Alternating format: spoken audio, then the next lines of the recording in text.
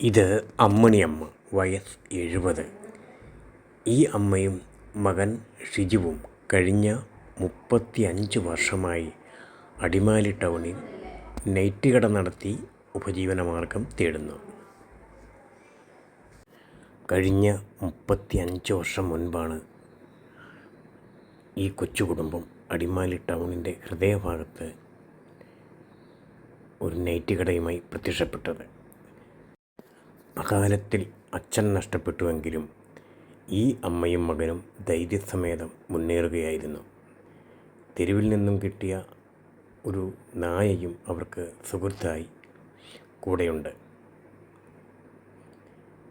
ഇപ്പോൾ 70ൻ്റെ നിറവിലും ഈ അമ്മ ഊർജ്ജസ്വലതയായി കാണപ്പെട്ടു.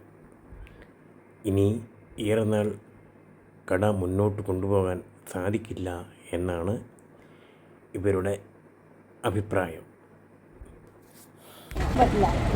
ഞാൻ പിന്നെ അവന് ഒട്ടും നിൽക്കില്ല, അവന് പറ്റില്ല. അതെയോ? ഓർത്ത് വളർത്താൻ പറ്റില്ല. ഈ വർഷത്തോടെ എങ്ങനെയും പോട്ടെ എന്ന് ഞാൻ ഓർത്തിരുന്നു.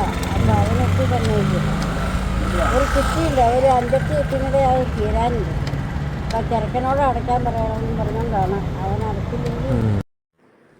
കഴിഞ്ഞ 35 വർഷത്തെ നൈറ്റ് കട ജീവിതം കൊണ്ട് അടിമാലിക്കാരുടെ പ്രിയങ്കരായി മാറിയ ഈ അമ്മണിയമ്മയ്ക്കും മകൻ ഷിജുവിനും ഇരിക്കട്ടെ പ്രേക്ഷകരുടെ വക ഒരു കുതിരപ്പവൻ.